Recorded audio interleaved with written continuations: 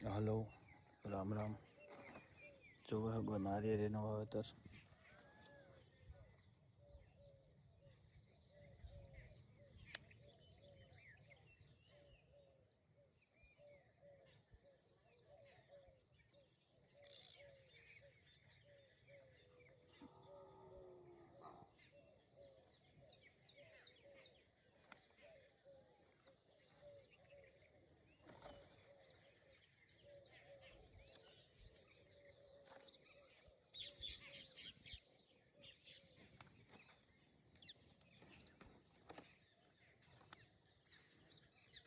આવી માંડવી છે.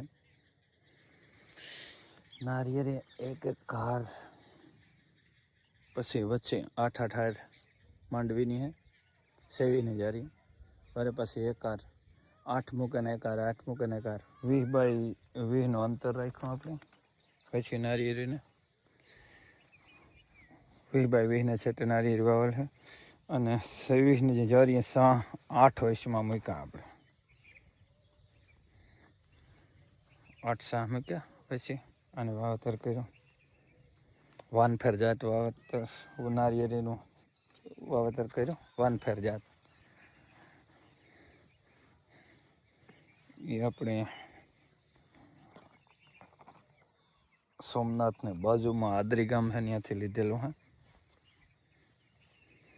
વાનફેર જાત તમે અટાણે નારિયેળીનું બુકિંગ કરાવો તો તમારો લગભગ વર્ષ 1.5 વર્ષ વારો આવે. વાનફેર જાત બનવામાં જરાક રોપા બનવામાં વાર લાગતી હોય એટલે થોડુંક વાર લાગે. અને અટાણે વાનફેર જાત નારિયેળીનું માંગ પણ બહુ છે જરાક એટલે વારો મોડો આવે. અડધી નારિયેળી જરાક છોડવા નાના છે, અડધા મોટા છે, પણ અટાણે બધી નારિયેળી બરોબર છે. 455 નારિયેળીનું આજુબાજુ વાવેતર કર્યું. એમાં લગભગ 4-5 છોડવા કદાચ ચાહે. એ ઓલા ઉપાડવામાં ખિસાણા હોય, કોઈ વાવવામાં આડાવરા ખિસાણા હોય, એને લીધે 5-6 નારિયેળી જાય કદાચ 6-7.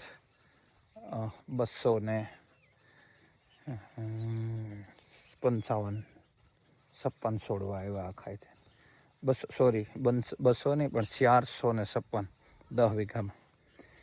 ભૂલ છે મારી, પણ રિપીટ કરી દઉં કે 455 છોડવા આવ્યા.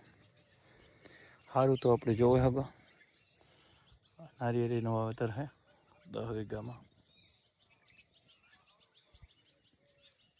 ઓલી બાજુ જોન મને જોવે ગો જો આવે ઘૂમરો મારવા નીકળી ખેતરમાં ભેગો આવવું જોઈએ.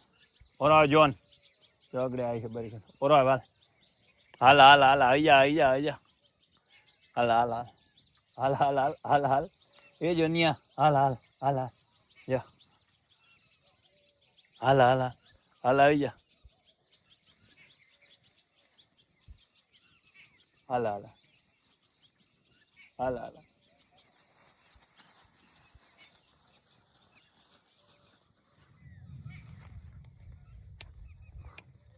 આવ્યો તું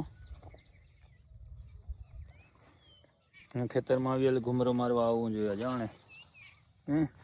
ભલે જોનિયા. સારું, તો આપણે પાછો વિડીયો પાછો બનાવીશું, એમાંય જોયું.